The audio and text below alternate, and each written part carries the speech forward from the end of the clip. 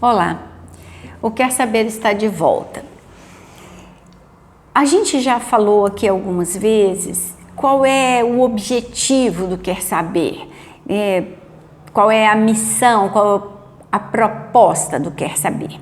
Então, a gente não faz questão, o nosso objetivo não é criar alguma coisa, mas é acompanhar quem quer saber sobre educação de crianças, de adolescentes, sobre as coisas que nós estamos vivendo e como elas influenciam o nosso bem-estar, sobre estratégias que a gente pode criar para enfrentar as situações que nós não escolhemos, mas que são impostas pela realidade, pela sociedade e por situações que a gente não escolhe. Então, hoje eu escolhi um tema que me pareceu muito interessante. Eu li uma matéria de uma endocrinologista, Ana Cláudia, eu não sei se pronuncia latrônico ou latronico, porque não tem acento. Peço desculpas a ela se eu estiver pronunciando de maneira incorreta. Ela é médica da Faculdade de Medicina da USP e ela fez um estudo sobre puberdade precoce. E quando eu li, estávamos na semana do Dia dos Namorados e eu vinha pensando em falar sobre esse tema aqui no Quer Saber. Eu adiei para ler mais um pouco sobre os fatores que provavelmente influenciam na puberdade precoce. E aí, a matéria da doutora Ana Cláudia veio como uma questão, um dado muito importante. Então, vamos começar conceituando puberdade. Puberdade é o período que faz a passagem da infância para a vida adulta. Há alterações psicológicas para sustentar a maturidade emocional que precisa vir dali em diante, e as físicas, que têm como finalidade o estabelecimento da capacidade reprodutiva dos indivíduos. Então, puberdade é o início, é o que prepara a adolescência, que por sua vez levará à idade adulta. Hoje nós temos conhecimento de que vivemos uma adolescência estendida, não é mais os anos teen, da língua inglesa, em inglês se fala teenagers. Os teenagers, porque a adolescência era dos 13, em inglês 13, até os 19, em inglês 19. Então, eram os teenagers. Hoje nós sabemos que a adolescência foi estendida pelo menos até o fim da faculdade, do curso superior, porque se fisicamente eles já são maduros, emocionalmente ainda não, a maioria ainda é dependente dos pais, ainda precisa daquele suporte tipicamente adolescente. Mas a gente também tem a adolescência inadequadamente estendida até os 30, até os 40 anos. E um outro reforço nessa ideia de uma adolescência mais estendida são os estudos da neurociência que nos dizem que o cérebro só amadurece, só completa o seu amadurecimento por volta dos 25 anos. Então, nós temos um tempo muito longo para viver essa travessia. E a gente, inadvertidamente, perigosamente, está antecipando todo esse conjunto de mudanças que faz uma alteração na vida da criança como um todo. Porque a puberdade, a adolescência, é uma travessia difícil em que quase sempre a criança não entende o que está acontecendo com seu corpo, com a sua cabeça, porque muda a maneira como ela pensa. O corpo muda, há um desequilíbrio, né? Os meninos, os braços ficam longos demais e eles não conseguem coordenar tão bem os movimentos. As meninas, o início dos seios, a primeira menstruação, trazem uma dificuldade de se organizar, e aquelas meninas que menstruam primeiro, elas têm dificuldade de se incluir nas brincadeiras, elas não podem mais fazer qualquer coisa em alguns dias, porque ficam inseguras, desconfortáveis. As meninas que demoram mais para menstruar se sentem diminuídas, excluídas, não é? E diferentes das outras. Então é um momento em que tudo o que acontece ou que ainda não aconteceu traz angústia, ansiedade, medo, insegurança, sentimento de inferioridade. Então tudo já é, não é, muito difícil, muito desafiador para a criança que está deixando a infância. E mentalmente ela também muda. Para o Piaget, é quando essa criança deixa o período de operações concretas e alcança a abstração. Mas toda nova habilidade requer um tempo para que ela seja digerida, né? Para que você saiba exatamente como usar, como ela funciona, como é que você pode gerenciar a sua vida a partir dessa nova habilidade. Então, é um período muito desafiador. Então, quando você começa isso antes da hora, a criança está ainda mais imatura. Ela pode ter ainda mais dificuldade para lidar com todas essas mudanças. Então, mas o que causa a puberdade precoce? Por que tem aumentado, e especialmente nas meninas, o evento, né, puberdade precoce? O que é? Como é que isso acontece? Então, a doutora Ana Cláudia fala, tem influência da genética, variáveis no estilo de vida, no cotidiano e nas relações sociais que podem acelerar o processo. O que são, né, essas coisas todas? Obesidade, sedentarismo, isso tem a ver com estilo de vida. Excesso de exposição às telas e o consumo de conteúdo sexual ou erótico inadequado à idade também entram no combo. Isso tem a ver, né, com estilo de vida, com o cotidiano e com as nossas relações. Por quê? Como a gente tem menos tempo, como as crianças ficam mais dentro de casa, como elas têm menos oportunidade de brincar na rua, de frequentar praças, de estar em contato com a natureza, elas são mais expostas a conteúdos inadequados, porque elas ficam mais tempo nas telas, porque elas recebem menos atenção, no sentido de ter um adulto ali que está com elas, que brinca com elas, que tem contato físico com elas. Então, esse combo e mais, não é? A genética podem estar e provavelmente estão fazendo com que aumente esse evento puberdade precoce. A genética a gente não pode alterar, não é? Mas os fatores que fazem com que essa genética atue são da nossa conta.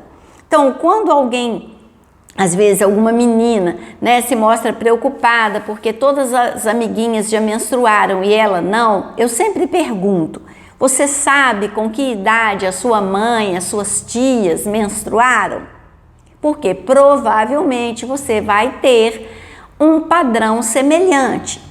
E isso já dá uma tranquilidade.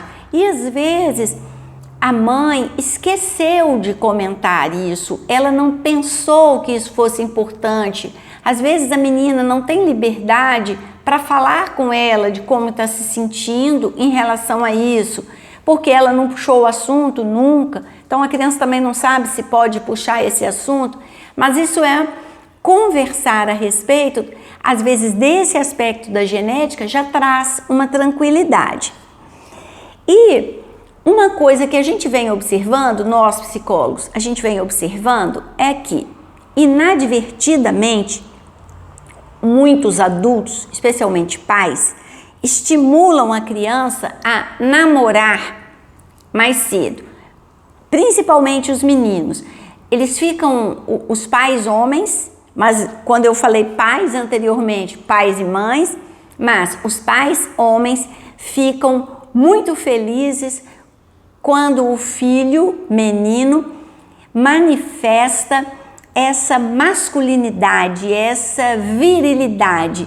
Então, muitas vezes, inadvertidamente, por ignorar as consequências disso, os pais estimulam, falam, a namoradinha dele, e aí se vão a uma festinha, querem fazer foto do menino com aquela menina de quem ele gosta e levam esse gostar para uma sexualização que a criança ainda não tem. E há, infelizmente, famílias que estimulam, que ensinam os meninos a criarem situações, forçarem situações onde eles vão beijar as meninas para eles se sentirem, os meninos, os homens que eles ainda não são e não devem ser forçados a ser, com o risco de você cair no extremo oposto, de você gerar para esse menino um medo da masculinidade, um medo de que ele não seja capaz de desempenhar esse papel que você tanto estimula. E a gente estuda isso muitas vezes como fuga para a homossexualidade. Então, a masculinidade parece tão difícil que ele tem medo. E aí, mesmo que internamente, psicanaliticamente, o objeto do desejo dele não seja uma pessoa do mesmo sexo, o fato de a masculinidade parecer muito difícil faz com que ele fuja dela. Então, muitas vezes, os pais que querem tanto garantir acabam dificultando esse papel masculino para os filhos. Essas brincadeiras dizendo que as meninas vão dar trabalho para os pais porque são bonitas, essas também colocam a menina como objeto, também colocam a menina como algo, e não alguém, tá muito bonita, vai dar trabalho para o pai. Então, a beleza da menina tem que ser protegida pelo pai? Como assim? Que tal ensinar a essa menina a se cuidar, a valorizar o próprio corpo, a própria beleza, mas o próprio ser? Que tal, além de bonita, ela se tornar uma pessoa interessante? Que tal, além de bonita, ela ser uma pessoa com autonomia, uma pessoa que se torne dona de si mesma? Então, se a gente estimula muito e sexualiza, erotiza muito as crianças, a gente as está desprotegendo. A criança tem uma existência física, mental e psíquica, mas essas instâncias estão muito entrelaçadas. Então, você não tem um setor que fala assim, esse aqui é o setor físico, ele está se desenvolvendo e ele não tem nada a ver com o mental, nem com o psíquico, nem com o emocional. Não, uma coisa desenvolve junto com a outra, é entrelaçada.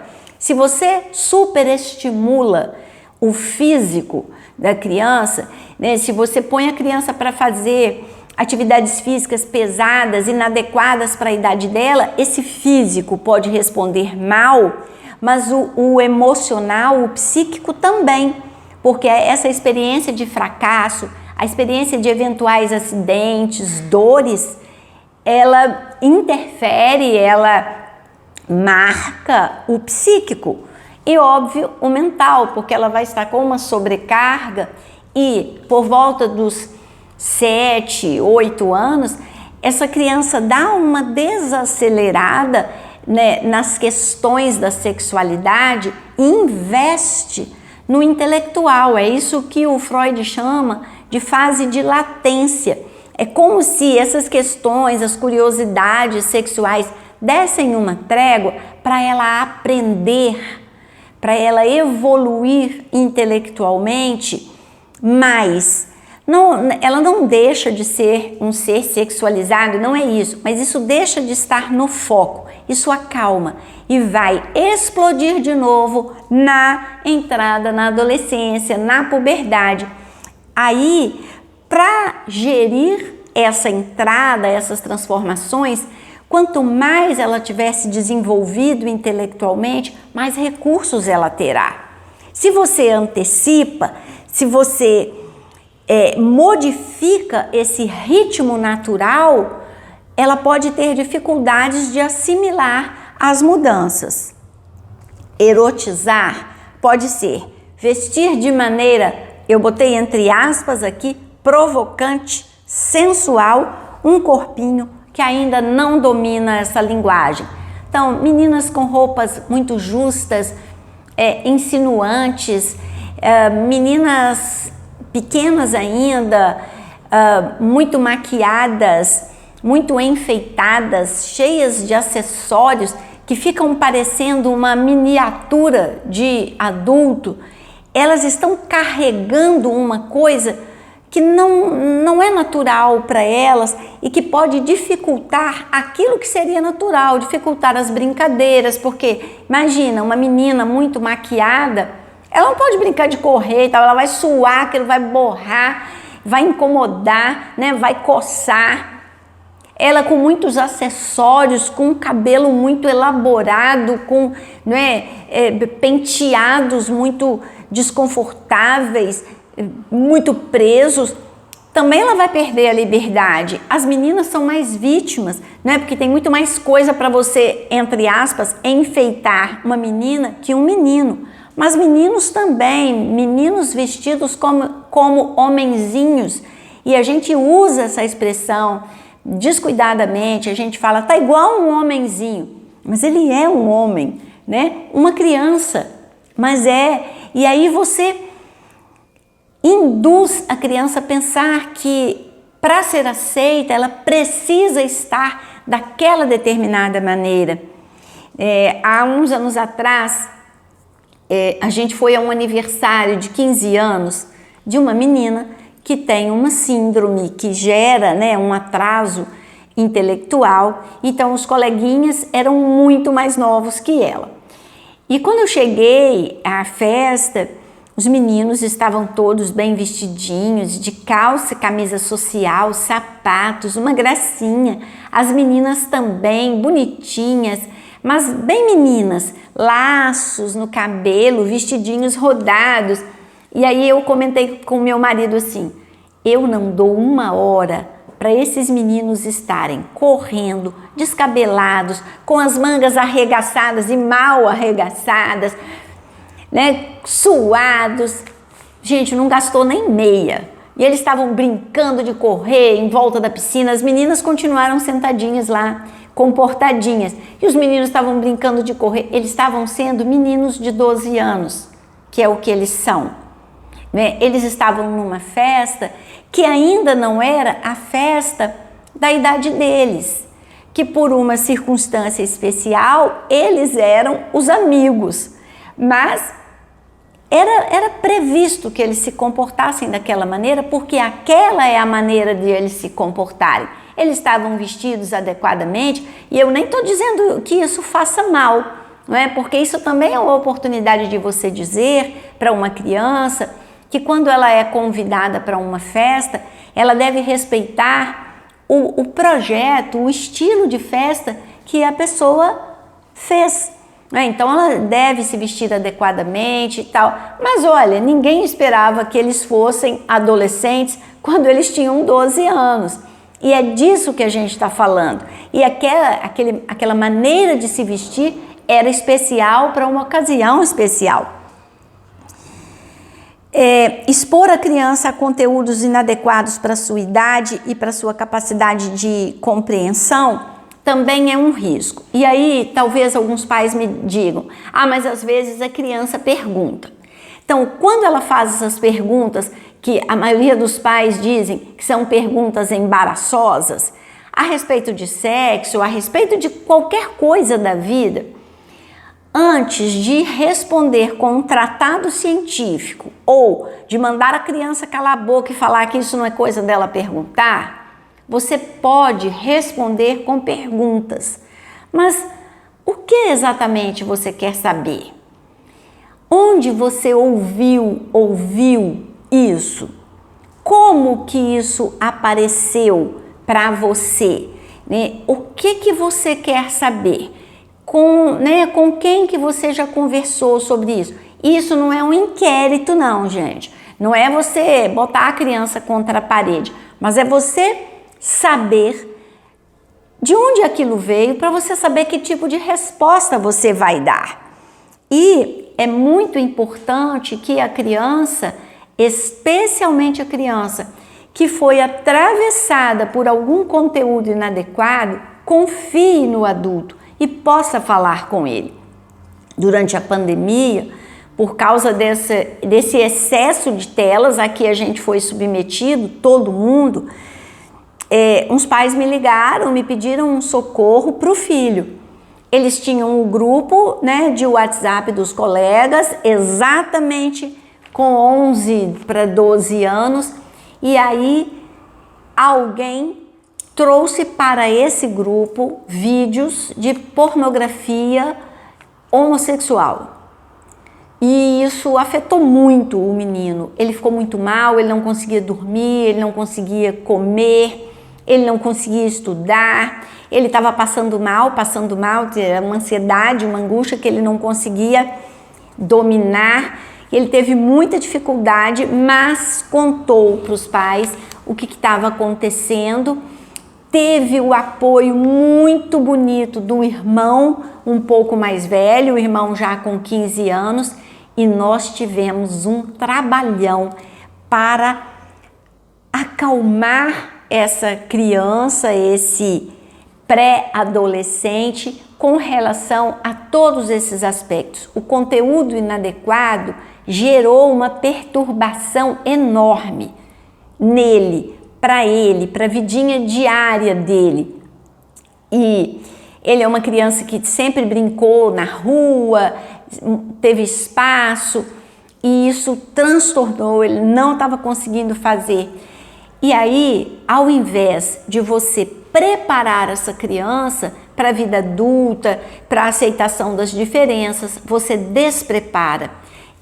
Esse menino especificamente ficou com medo, Ele ficou com medo da sexualidade, ele ficou com medo da homossexualidade, e esse é um desserviço que a gente presta à criança, porque a gente deve ajudá-la a construir uma sexualidade saudável e a gente deve ajudá-la a aprender a lidar, a aceitar, a conviver, a respeitar com as diferenças.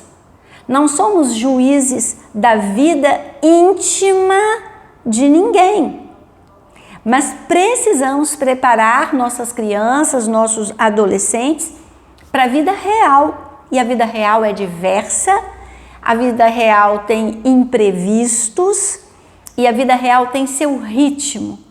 E nós, às vezes, porque o nosso ritmo está muito acelerado, aceleramos ainda mais e com isso desprotegemos nossas crianças. Também um ponto, uma forma de erotização pode ser tocar a criança de forma erótica, satisfazendo seus próprios desejos, seus próprios impulsos, sem que ela possa reconhecer, sem que ela possa evitar. Por isso, nós, psicólogos, dizemos repetidamente que os pais precisam ter contato físico com seus filhos. Pai e mãe, contato físico com menino e menina. Por quê? Espera-se que esses pais sejam saudáveis e tenham contatos físicos afetivos, saudáveis. E aí, isso fica como referência para essa criança reconhecer. Isso não está bem. Minha mãe não me toca assim, meu pai não me toca assim. Isso não está bem. Eu não tenho intimidade com essa pessoa. Isso não está certo. Então, se essa criança não tem experiência nenhuma, ela não tem como ter essa referência. E a gente precisa ensinar a criança que ela pode se proteger, mas a gente precisa ensinar como. E o próximo vídeo eu vou falar sobre essa noção de consentimento. Mas para terminar esse, eu quero ler aqui um dado alarmante que serve para a gente levar em conta e se policiar nessas questões de erotização, de precocidade. Segundo a Childhood Brasil, a erotização infantil é considerada uma das principais causas de violência sexual contra as crianças. A cada 1 hora, há pelo menos 4 casos de crianças ou adolescentes sexualmente violentados no Brasil. Isso é responsabilidade de todos nós adultos. Não temos responsabilidade exclusivamente com os nossos filhos, mas nós temos responsabilidade com a sociedade em que nós vivemos e eles vivem. Então, que a cada 1 hora, 4 crianças ou adolescentes sejam sexualmente violentados no Brasil é nossa responsabilidade e nós precisamos cuidar disso hoje, agora, imediatamente. E é para isso que o Quer Saber trouxe esse tema e traz o próximo tema, que é a ideia de consentimento.